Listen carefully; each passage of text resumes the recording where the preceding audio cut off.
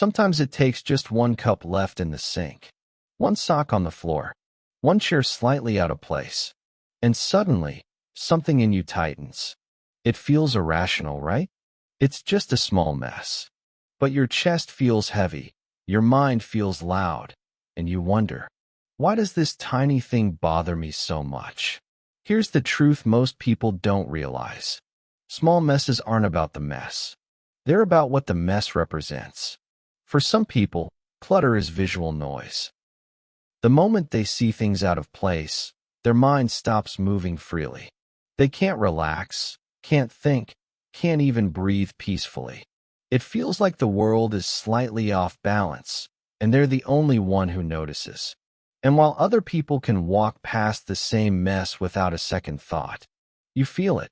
Your body reacts before your brain even forms a sentence. Your nervous system jumps into alert mode, almost like the mess is a warning sign instead of a harmless object. This doesn't make you dramatic. It makes you human, because your sensitivity to small messes has a story behind it, a deeply personal one.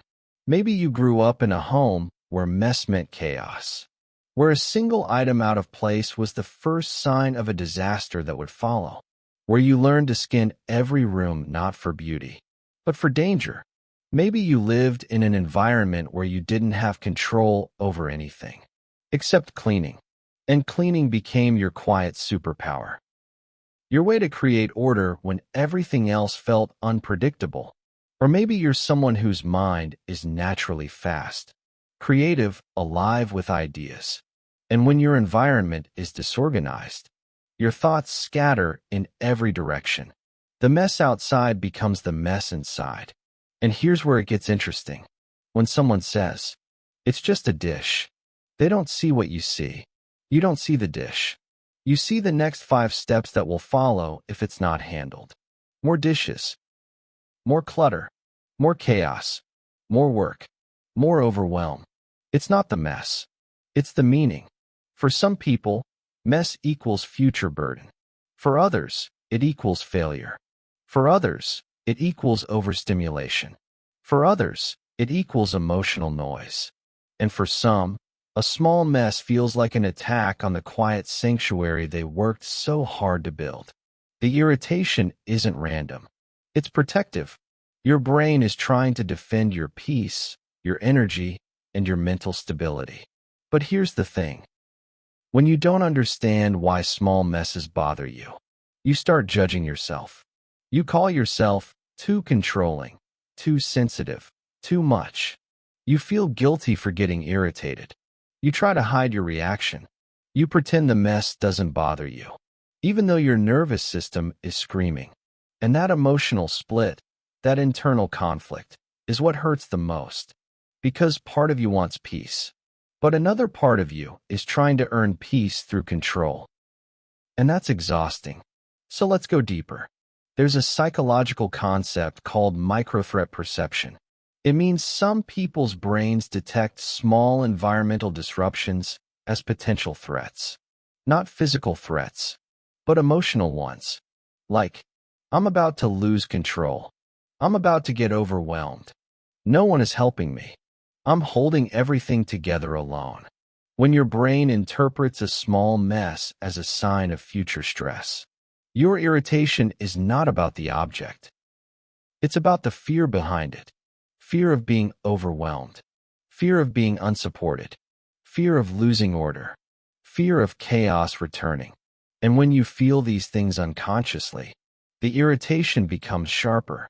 Your body reacts faster than your logic. This is why people who are always responsible, always the planner, always the one who notices what others ignore, often feel irritated by small messes. It's not a personality flaw. It's the emotional cost of being the one who carries everything. But here's what's fascinating.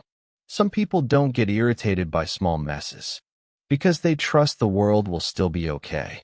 They trust the mess will eventually be handled. They trust someone else might help. They trust that a small moment of disorder doesn't mean life is unraveling. People who get irritated by small messes often do not have that same trust. They rely on themselves. They expect nothing from others. They've learned that if they don't fix it, no one will. So every mess becomes a reminder of responsibility, not relaxation. And this realization is the beginning of understanding yourself with compassion. Because irritation is not anger. It's overwhelmed trying to speak. It's your mind saying, I'm at capacity. I'm tired. I need support. I need order to stay calm. So instead of forcing yourself to stop overreacting, what if you listened? What if the irritation wasn't your enemy, but your messenger? Here's what's really happening. Your brain craves predictability. Your nervous system craves calm. Your emotions crave space. A small mess threatens all three. But that doesn't mean you're doomed to feel irritated forever. It means you have a chance to understand what your body is actually asking for. And this is where everything begins to shift. When you start noticing your irritation as a signal rather than a failure, you can respond instead of react. You can pause and ask, what does this mess represent to me right now? What am I afraid will happen if I don't handle it immediately? Is this irritation really about the object, or about the pressure I've been carrying for too long? And suddenly, the irritation becomes information, clarity, a map of your emotional landscape. You learn that you don't need everything perfect. You just need to feel safe. You learn that you don't need everything clean. You just need support. You learn that you don't need order everywhere. You just need a few sacred spaces where your mind can breathe. And slowly, as you understand yourself more deeply, the irritation softens, not because the mess changes, but because the meaning changes. You start seeing the cup in the sink as a cup, not a threat, not a burden, not a symbol of everything you carry. You start noticing your own exhaustion, your own emotional limits, your own need for care. And that is where peace begins, not in a spotless room, but in a mind that finally feels understood. So if small messes irritate you, you're not too sensitive. You're not controlling. You're not dramatic.